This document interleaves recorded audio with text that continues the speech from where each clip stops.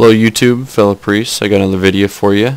I know it's been a while since my last video, but I've been having some technical difficulties.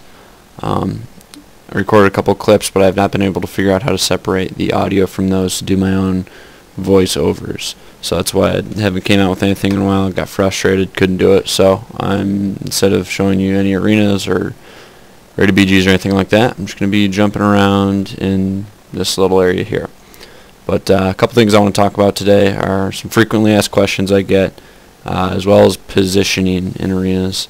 I said I was going to do a UI video in one of my last videos. There's so much out there on unit frames, and honestly mine's not overly exciting. My only tips for UI is to have something where you can clearly see your health bars, your enemy's health bars, and then where you can track debuffs on your teammates.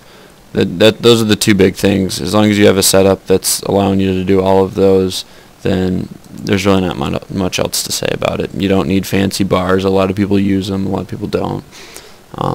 It's whatever. I don't. But that's pretty much all I have to say about UI. But what I want to talk about is positioning, and I'm going to be using this fountain as my example here today. Positioning is a huge part of arenas. A lot of times we will win a game by making a quick switch to somebody, even if we had no intention of killing them, simply if they're just out of position. For instance, if there is a priest who, I don't know, say there's the pillar and he's over here, just not really paying attention to where he is, mana burning or whatever, we'll make a quick switch to him because he can't get back to the pillar to LOS.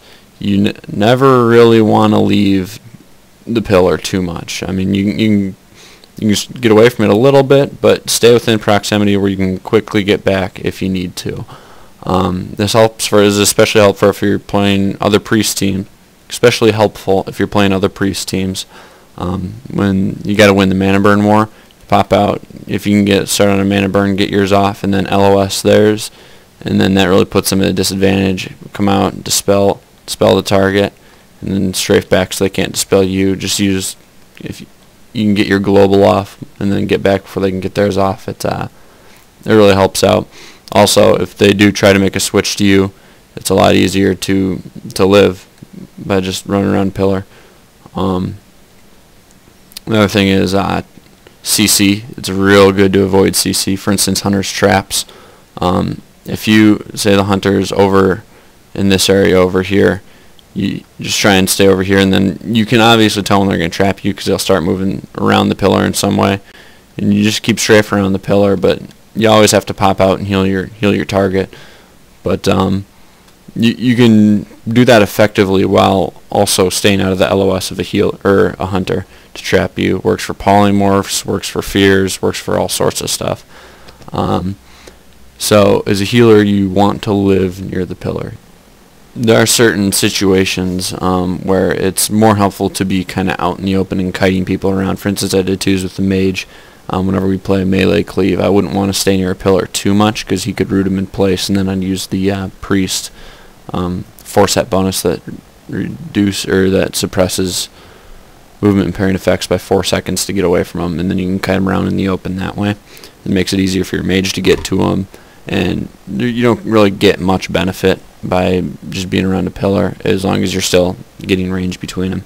So there's certain situations where you can get away from the pillar, but for the most part you want to live near the pillar. And it's trust me, it is really easy when you're getting into a fight and there's a lot going on to just not really pay attention to your position. I've seen it happen. I still do it sometimes.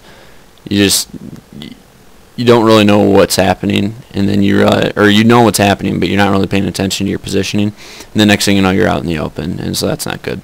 So you just want to always make sure you stay near it, and then always, just every once in a while in the arena, just be like, all right, where am I? Am I in the right spot? Am I not? So just gonna look at your surroundings and make sure you do what you can to get in the right spot. Next thing I want to talk about is one of my probably the most frequently asked question that I get is how to survive against death knights. I posted a threes video of a little priest rogue that I did. It was actually the team I got 2200 on, so You should go check those out. There was a couple situations where I did have to live against Death Knights and Warriors in that video. And that'll give you a good idea of like game time awareness as to what to do. I have a couple tips for how to live against Death Knights. Pretty much every this is as of 4.1. Pretty much every Death Knight right now is Frost. They've gone away from Unholy and they've gone to Frost. But let me talk about Unholy for a second.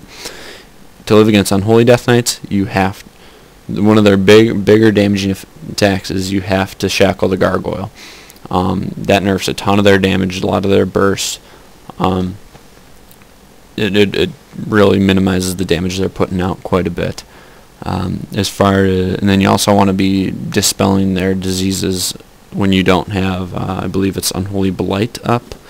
It's whenever they death coil you, their diseases become immune to dispel. So don't sit there and waste globals trying to dispel undispellable diseases. Figure out what that icon looks like, and then when you see that go up, and you stop dispelling. But if they don't have that up, you spam dispel their diseases. Death Knights are where the 4-piece set bonus. The speed reduction effects won't bring you below normal movement speed for 4 seconds. That's where you have to have 4-piece here. That's where Death Knights are. You can rock the extra resilience, but you're just going to be sitting there just being a meat shield to everything they have. And honestly, with how Frost is right now, 400 resilience isn't going to help you much. The big thing with Frost, having a Frost Death Knight, is they can be kited very easily. So the 4-piece movement really helps you get away from them, and you can LOS them quite a bit. As far as Frost goes, Frost Death Knights, continue to dispel their diseases. Big thing with Death Knights is their necrotic strike stacks. Those will destroy you. I have an add-on called Necrotic Track that keeps a little bar in the middle of my screen is how much healing their necrotic strike is up to, as well as the duration left on it. The easier way than healing through the whole, like if it's up to 27,000, there's an easier way of getting that off of you. If you can either get them in a fear and then bubble LOS them, because you have 4 seconds of free movement. If you can LOS them and let the time wear off that, and it's not a very long duration, it's about 10 seconds I believe, then that is huge. That means they wasted a ton of runes using necrotic strike on you, and you didn't have to waste any healing to get them up. Now, big thing is save your battle masters for their silence, their strangulate that comes in big time. And then as soon as I usually save my desperate prayer for as soon as their strangulate wears off, because then by that time you're really low. Now, of course, if you're at like 30% and you know they haven't used their strangulate yet, then you probably want to use it beforehand, because let's be honest, they can kill you from 30% in 6 seconds or whatever it is. They have a lot of damage going on right now. But the big thing with Frost is you have to try and get away from him as much as possible, and that usually means your partner has to peel a lot for you. Because I mean, if it's just you and a Frost Death Knight, you can live for a little while, but they're gonna win eventually. I mean, that's pretty much how long can you delay the inevitable. So, and then the other huge thing is you have to fake cast. If you're not fake casting, then well, you're in trouble. This is if everybody has an interrupt bar, again, mine was out of date. They have an updated one on Curse now, curse.com I believe. Before I was getting mine from WoW interface, but now that's out of date. So curse.com has this one right here. This one right here is the Death Knights. You have to fake cast that, or else they are just going to kill you. Oh, pop my battle masters, nice.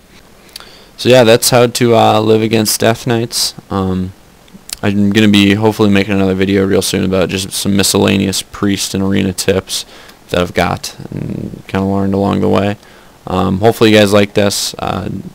Comment, rate, subscribe, give me some feedback on if you liked it or not, or what you guys want to see in the future. Hopefully, if anybody knows how to separate audio from video using Windows Movie Maker, because I'm a broke ass and that's all I got because it was free, let me know, because then I'll actually come out with some real videos for you. Yep, have a good one. I'm out like a trout. See you later.